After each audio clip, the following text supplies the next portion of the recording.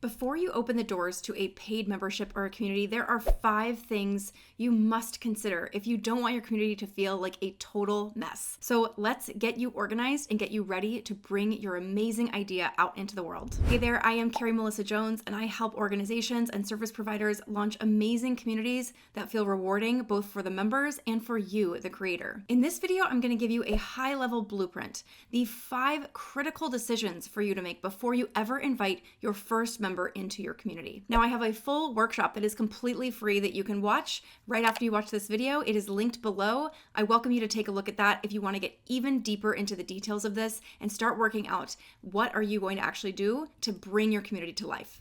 Number 1, set clear goals. Don't get distracted by the other shiny things that you could be working on. Setting goals and getting really clear on what success is going to look like for you and your business is the first thing for you to think about. It is okay to be selfish about this. You're going to get into serving members and thinking about all the ways that you can bring them value right after you've set goals. But the first thing for you to think about is for you as the leader. What is success going to look like? What are the numbers going to work out to be? How many members do you need? At what price point? And what revenue do you hope to bring in with this offer this year? Now, the other consideration is that your revenue might actually not be the ultimate goal. In fact, for many community builders in their first year of launching their membership, there are other things to be thinking about in terms of the goals that they should be setting. It actually could be more about impact. It could be more about deepening your expertise and walking the talk in your industry. It can be a play in many, many ways, but setting these goals now and being clear on what revenue you can expect, what are the other goals that you have that maybe you've never stated before, and then thinking about, with those goals in mind, what do I need to do to actually bring this thing to the world? Now, the bottom line goal that you need to have set before you move forward is to figure out what is the revenue number that I'd like to hit in year 1. So that means that you do need to decide, based on your audience today, how many members do you think is reasonable, at what price point, and for how long do you plan to retain them, or do you hope to retain them? Obviously forever, but let's be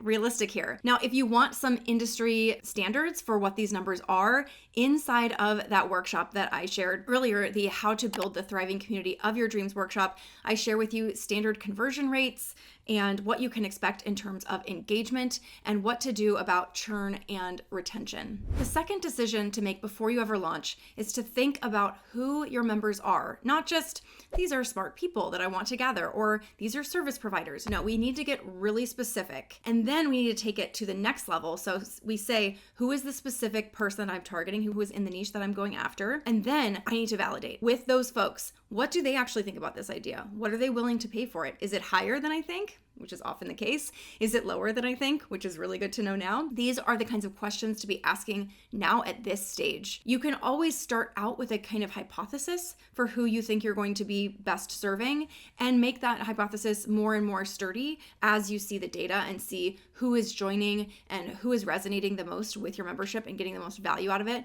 But we have to start somewhere, because if we are at all wishy-washy about who we're serving, then marketing is going to be hard. Our confidence when we're actually going out and sharing what we've built is going to be really hard. We are going to have a terrible time focusing, and the whole thing is going to fall apart from its very foundations. So get that member definition clear, and then go ahead and validate your idea with those members. Again, in that workshop, I walk you specifically through how you validate, what the questions should be that you should be asking at this point, and how to move forward without getting bogged down in this. It shouldn't take you weeks and weeks and weeks to do this. This is something really quick that if you have a system around it, can move within 1 to 2 weeks. You have your idea validated, you have excitement for people who want this thing to actually exist in the world, people begging for you to launch it. All of that can be done in as few as 2 weeks.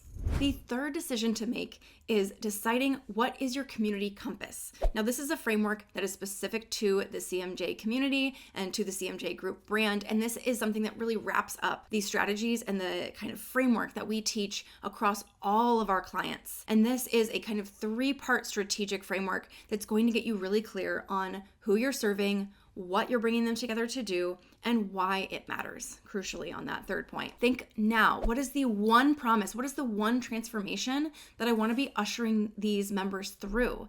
And I need to get really, really clear on that before I bring anything into the world. Now, why is this so important? Because so many communities launch and they are kind of these Frankensteins. They're like, here's a bunch of my content here, here's some old webinars that I did there, here's some courses, I'm just gonna throw it all together. And it's not really strategic. So in that way, it's not not really being of service and value to your members. Without having this kind of focus, it's really easy to get derailed and to get confused by what you're doing. And by the way, when you're confused, your members are far more confused than you could ever be. We do not want to create confusion and overwhelm for folks. So get laser focused yourself, and that will then translate to your members. The fourth decision to make is what is going to go in my community MVP offer.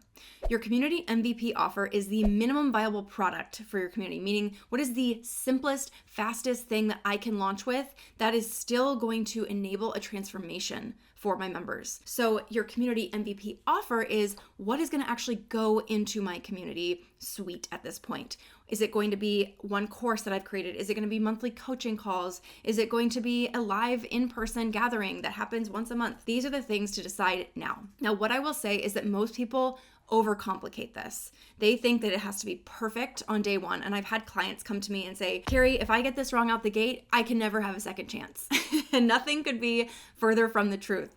In fact, you want to launch with radical simplicity, the simplest possible version of your offer, and then you can add later. It is far easier to add than subtract. Subtracting means people are going to feel like you're taking value away from them. So instead, we want to be adding value. Someone joins in the early days, you keep adding more and more amazing things that are really thoughtful down the line. The other thing is that there probably are going to be some changes that need to happen. Whatever you launch with that MVP offer, you're going to be learning what's working, what's not working. And all of that is subject to change. And that is actually part of the learning process. That's what makes successful memberships as successful as they are, because you start out, you put something in front of folks, you see what works, and then you hone and hone and hone from there and get more and more focused on your specific transformation and how to make it happen for your members. So get that offer clear now instead of just guessing and throwing things at your community platform and crossing your fingers and hoping that things work. Get really crisp and clear on it. And actually, it's going to take you less time to do that,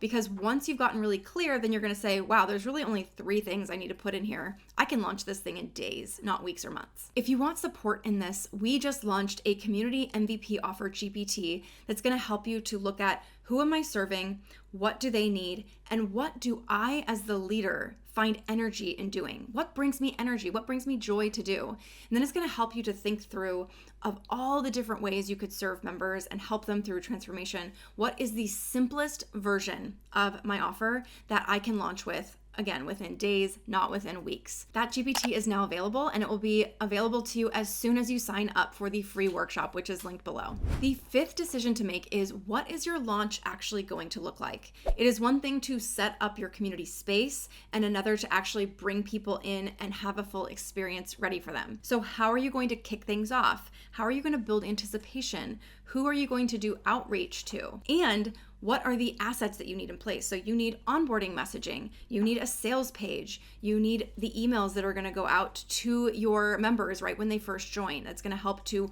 warm them up and help them understand what are the norms of this space, what is welcome here, and what is not welcome here. The best way I suggest doing a launch is to think about it as a soft launch, not going straight into official launch where you tell everybody and everybody's friends what you're doing, but actually just focusing on your core audience today, putting out a few messages and bringing in a small cohort of people to begin with, really just pulling back the curtain and helping them see what are you thinking about, how are they going to be a part of setting the culture for this, and bring them along the journey. Then over time, you can open the doors even more widely. Once this culture is set, once things are warmed up, once there's conversation going and more value in the community, and you have learned a lot through that process. If you would like support through that soft launch process, again, the workshop is going to walk you through different kinds of launch plans you can create based on your energy levels, based on what brings you energy, and it's going to walk you through how to think about creating a launch that honors that energy